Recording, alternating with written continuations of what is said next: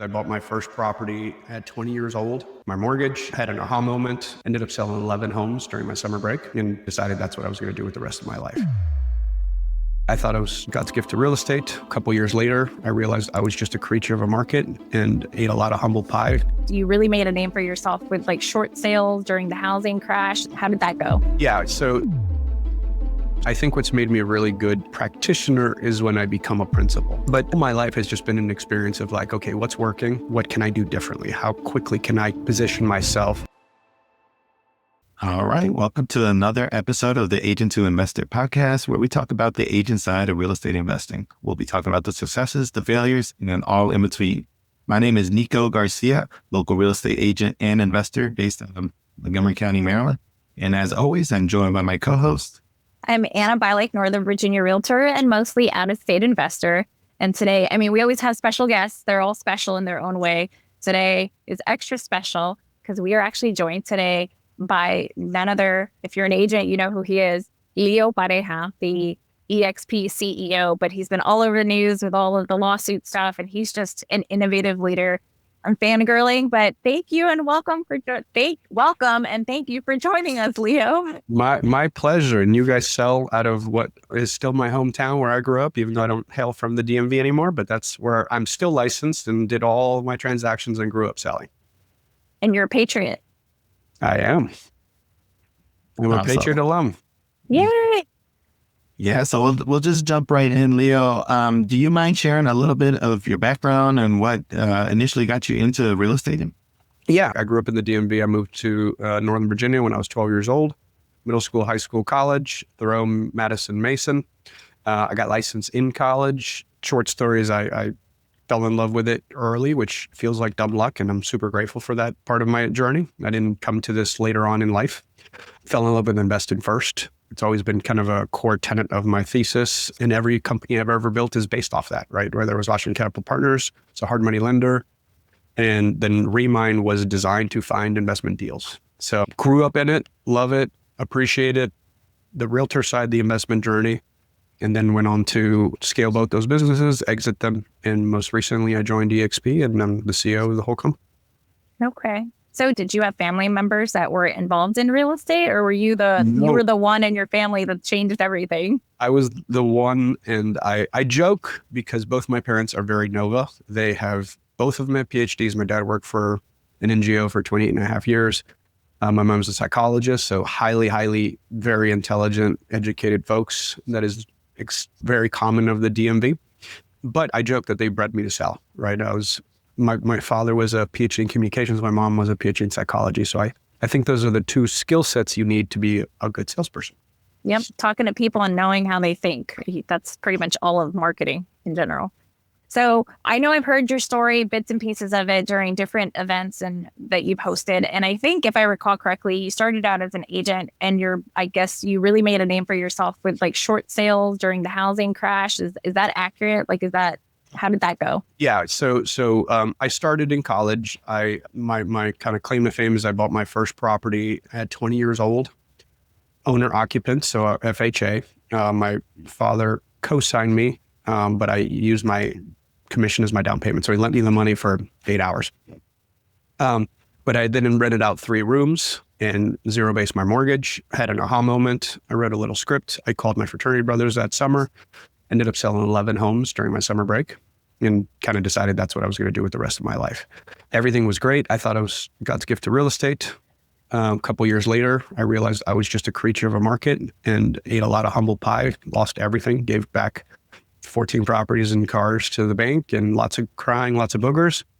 And, had an honest conversation with myself if I wanted to stay in this business or quit, and decided I was going to become a student of everything. So I wanted to understand market cycles. I wanted to understand what happened before, had this happened before, and it did. And someone wiser and older than me said, follow the money. I learned what mortgage-backed securities were, what Fannie and Freddie were, where they kept mortgages. And I did a couple short sales. I actually didn't like them.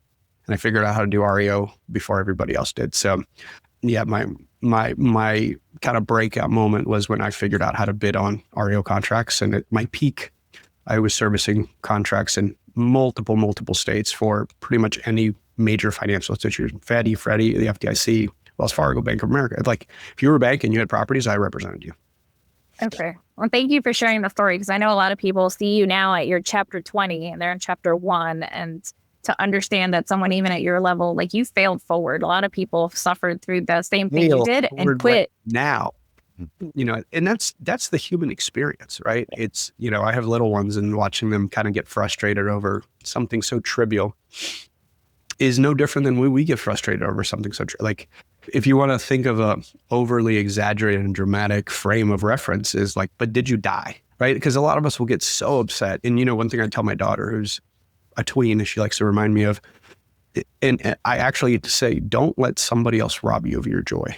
And I would encourage grownups to not let yourself rob you of your own joy, right? Like how many times are we so stressed out?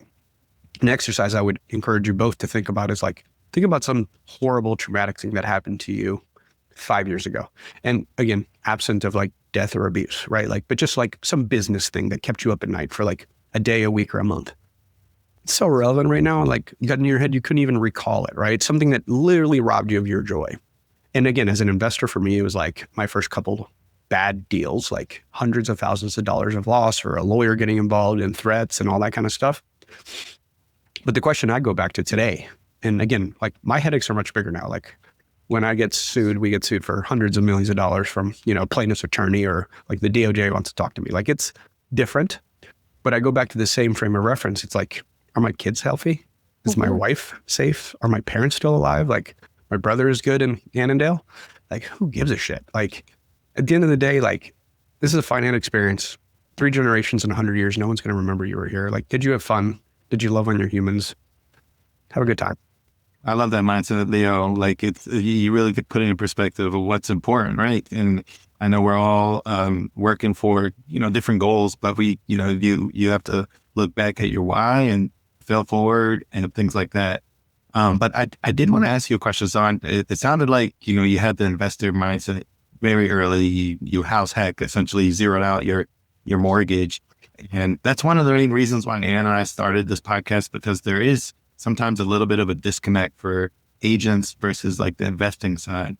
And I was just curious, I know you are the CEO of EXP, why is that? Why do you think that, I don't want to speak for you, but why do you think there is a disconnect with those two? And how can we bridge that gap?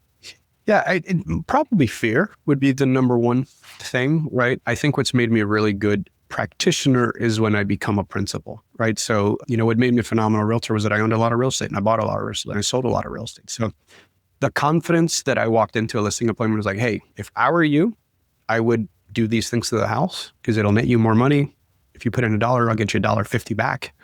And by the way, these are the 3 listings I have for sale in your county right now. And I did that to them, right? So when I say, hey, I'm pricing my property according to this value proposition or this lens, it's not, I call it academic. It's because I'm doing it right with you side by side in this market. This is what I'm doing with my money when it's at risk. I'll tell you what, there's nothing that powerful, right? Like that's a different level of confidence when you walk into an appointment like that.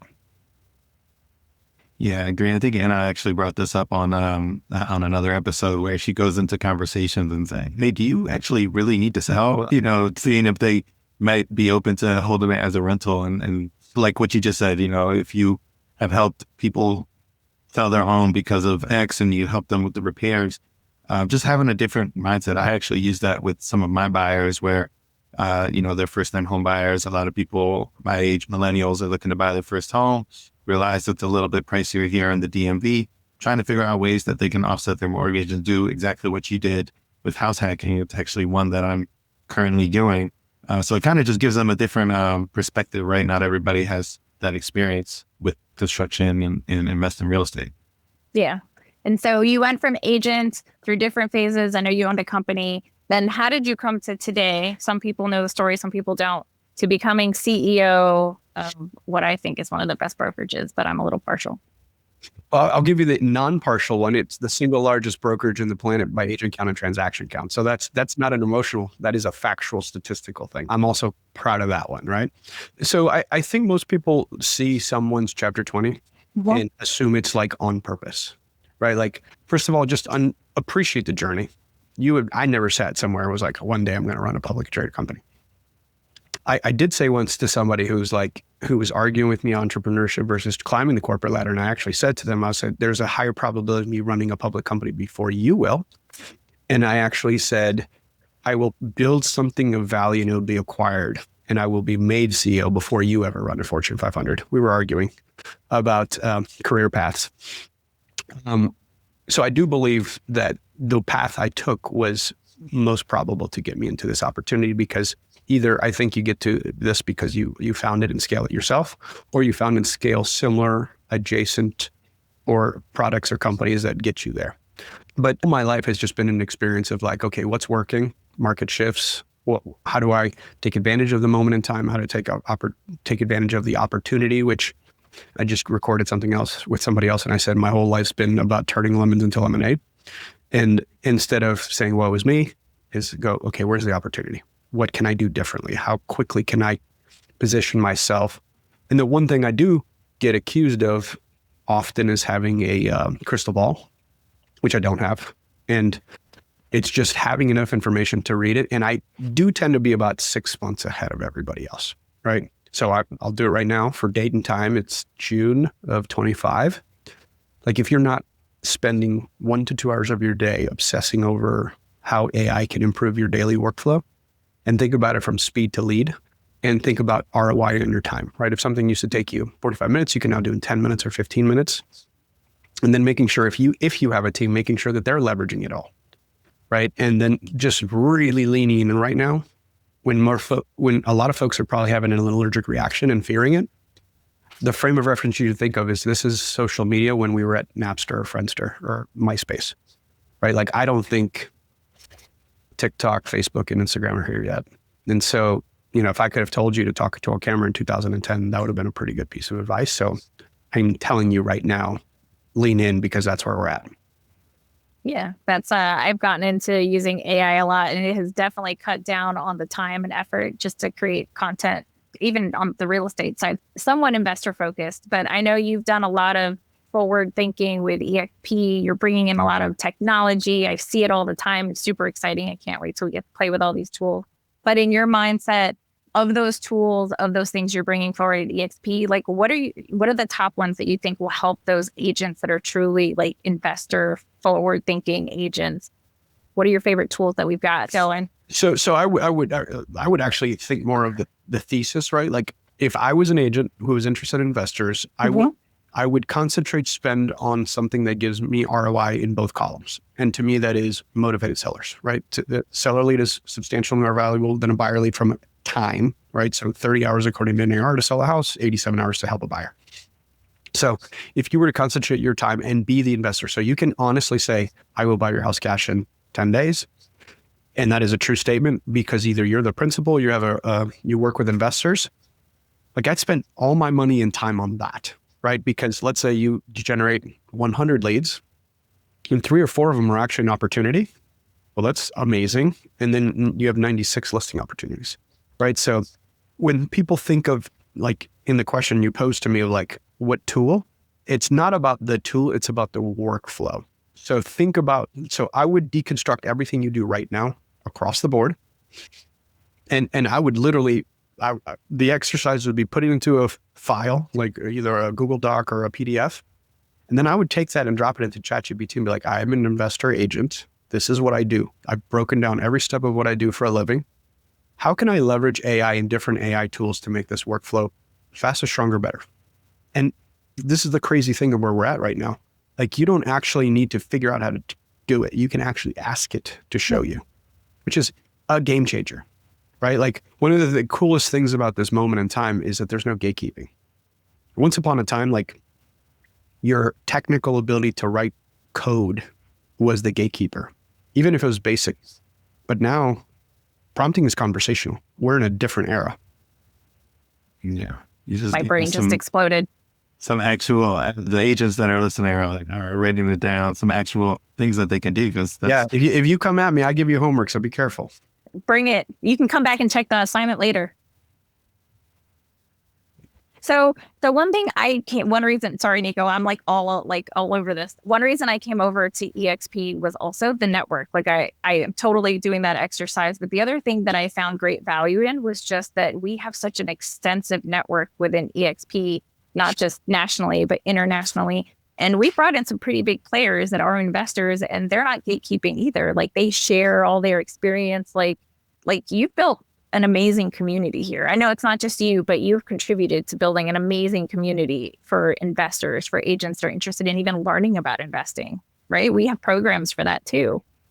So one of the things that encourage people to think through and experience is like, look, there is a part of just like the DNA that gets imprinted on things, right? Like we were founded by a mega team leader. Glenn was a mega team leader, and now we are ran by another mega team leader. So of course, I may appear partial to teams, even though I go on long rants that most teams are social clubs and you shouldn't start a team until you have an excess of leads, and why not, and why solo businesses actually are more profitable. But obviously, I understand them better than most and like get cool things and products and services for them. But again, like I love investing in real estate. And obviously, I think that when a Brandon Brittenham or a Rob Chavez comes over, right, those are probably the two names you were referencing in your head. Like I speak their language fluently, right? And like we will allow wholesaling if it's approved by your broker because we double checked what you're doing, because they're wholesaling, I think, is a perfect example of a chainsaw, like highly efficient, good tool. If someone knows how to operate it, right? If you give it to a 10-year-old, probably not a good idea. And so, we're definitely investor friendly. Like, the entire Express Offers platform, I was super involved in how we designed it and who we partner with and how we do it. But it's also understanding that like 25 to 30% of all transactions are to small and mom and pop investors. Like when I get in front of agents, I'm like, do you have an investor practice? And people look at me, I'm like, do you have a targeted amount of your transactions where you're representing buyers and sellers who are investors, either long-term or short-term?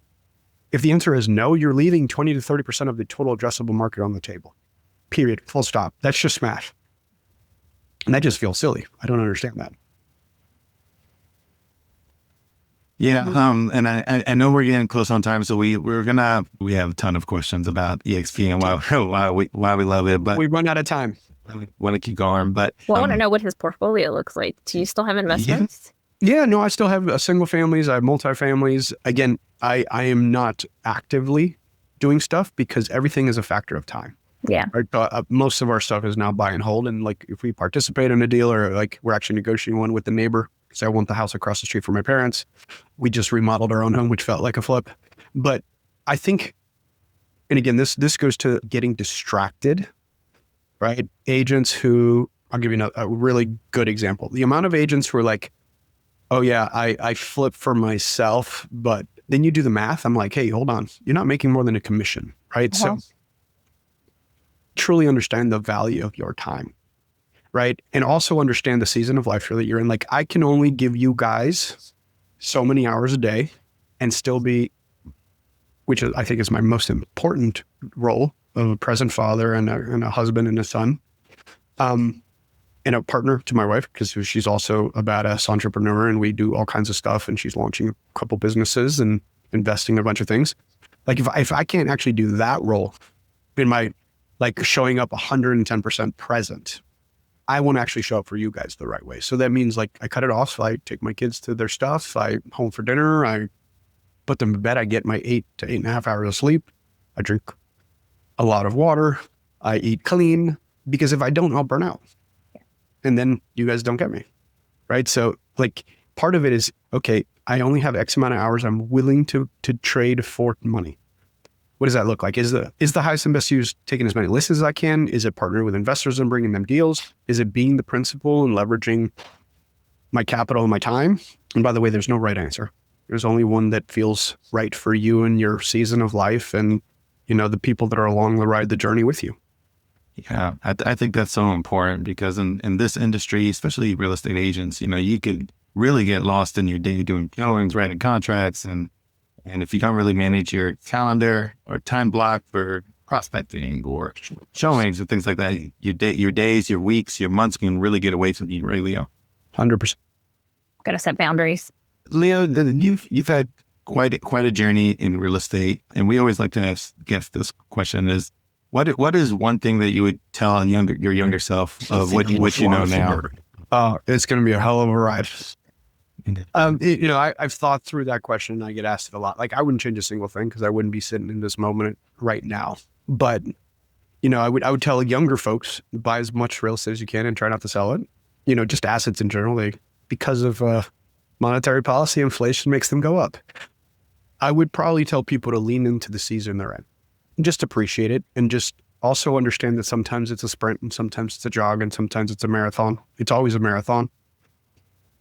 And the true joy in life comes from the journey. There is no actual destination. That one I probably learned in my late 20s as I was singularly obsessed with a destination. Yeah, that's the thunder in the background. It's kind of ominous right now as I'm telling you. Which was when I got started at 20, I was obsessed with becoming number one in the world at KW and 30 under 30. Like, I had some very specific milestone goals. And when I got there, it was some of the most empty and meaningless I've ever experienced because nothing changed. I wasn't happier. I didn't have more money. Like, it wasn't my most profitable year. Again, I don't change it because part of my story is that I've achieved certain things at a very young age, but just understanding that there'll never be a thing that will make you happy, right? Like, tomorrow is a concept and yesterday is an idea, right? Like, you only have right now. Like, being hyper present with you guys, other than this thunderstorm, is all I have in front of me right now. But just loving the process and kind of enjoying the ride. Okay. And normally we ask guests, like, what's the best piece of advice and the worst piece of advice they've ever gotten. But I feel like you've dropped so many really good ones. I don't know that there's a point in asking you the best, but is there anything you can look back on and say, someone gave me this, like, the worst piece of advice you ever got, that someone, maybe a mentor, someone gave you, and now looking back, you're like, man, that was bad. That wasn't really good advice. So I feel extremely blessed because I've had amazing mentors. So I can actually not say I had bad advice. And the ones that I would categorize as bad wasn't, they told it to me, I witnessed it. So I would say it's like someone who crushed it, but their kids don't talk to them, right? Like, that is failure to me in every way possible. And no one said it, I witnessed it. And then the one I would encourage everyone to do is to try to figure out who you are as early as you can and embrace it and live the most authentic version of your life, right? Like, I'm a giant nerd and I love it and I'm okay with it. And, like, you don't have to be all things to all people. I'm sure there's a tribe of people that don't care for me and I'm not their cup of tea, and that's okay. It sounds like you're a lifetime learner, even from the beginning, from when you actually started buying properties yourself. And I are huge readers. Is there any business books, or actually just any books in general, that you would recommend to our audience? I mean, right now I'm on a huge AI tilt. So I just read The Coming Wave, and I have another one downloaded on, how it's going to affect society at scale. But the other subject I love is EQ, right? Understanding how humans are wired. Doesn't matter what happens in tech, in society. At the end of the day, we're a tribal species that likes other humans. Okay. So AI books and psychology books is what I'm hearing. Yeah. And again, I'll go through moods. Like, I'll read something like by Malcolm Gladwell and read everything he ever wrote. And, I wouldn't put any of that into either one of those categories. But, Friedman wrote a bunch of stuff that, like, The Coming Wave and the next 100 years and a whole bunch of stuff. And then I'll just go down that rabbit hole. So it literally depends on my mood. And if I would show you my Audible, there's hundreds of books that you can almost see mood swings as I. Yeah, I'm the same way. If I find an author, I'm going through their whole Rolodex. But other than reading and learning, is there anything that in leading the biggest brokerage in the country, what are some hobbies that you like to do outside of real estate? And I genuinely mean this, like, that's all secondary to me. Like, my life is first, right? So that's being a husband, being a son, being a father. I love being able to take my kid. Like, today I have a hard stop. I'm going to take my son to jiu-jitsu. My daughter did a Nirvana cover band thing this weekend with School of Rock. It was amazing. I love spearfishing. I'm an avid spearfishing hobbyist, but just in general, like, taking care of myself and my family, making sure I'm in good health. Like, the entire calendar of EXP is predicated on the Riviera Day School in Miami. Like, none of our events will conflict with my kids' school, right? And so I have my unmovable rocks number one, because I'm still a whole human being before I'm the CEO of EXP. I love that. Most people don't do that. They feel like they have to grind themselves down to get ahead, and then family is secondary. And Well, and that's where, again, I don't want to be misquoted. I'm not a balanced, perfect guy, right? Like when you're 20, don't be balanced. Be severely unbalanced, right? I worked 12 hours a day, 7 days a week, and I did it for like a decade, right? That's how I became number one in the world, or what I did, right? Like I traded a season of life to get to where I'm at. But then like I was hyper, like I remember being 16 going, okay, when I have a family, they're going to be my everything. yeah. Yeah. So it's a season you're in because you didn't have kids at that time. You didn't have other commitments. Your focus was, I want to get ahead now to plan for the next chapter of my life. That's what it sounds like you're saying. Yep. And the cool part about life is 1 hour of my time now is way more impactful because of the wisdom that I have and the leverage I have, right? I know more things and I can do more with that 1 hour than I could. Like 1 hour today as a higher output than 12 hours did when I was 22. Yeah. And then when you're off, I assume are you down in Puerto Rico and on Gene's boat spearfishing? Nope, No? I'm in Miami, so I live in paradise. Okay. You don't need to go to another island. No, I can drive to all my favorite spots from my house.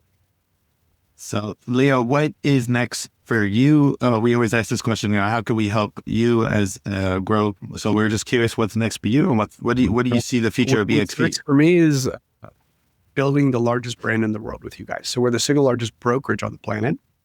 And so the next stop is the biggest brand on the planet. And the cool part is I don't care when.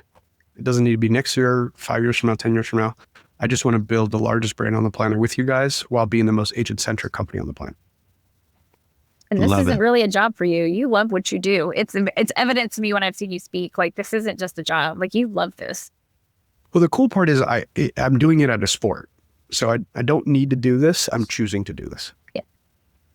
Well, thank you. Thank you for doing it. And that's the perfect way to sign off. Thank you, Leo, for coming on. Is there any way that, if agents are interested, do they reach out to Anna and I, or how? No, follow me on social. Leo. Across all the platforms. Follow me everywhere and engage with me. Perfect. Yeah, right. Now he's going to get so many DMs. But that'll do it for another episode of the Agent to Investor podcast. Please like, share, subscribe, or reach out to Anna and I if there's any topic you want us to touch on. But thank you again, Leo. Talk to you guys soon. Awesome. Take care. Bye. All right.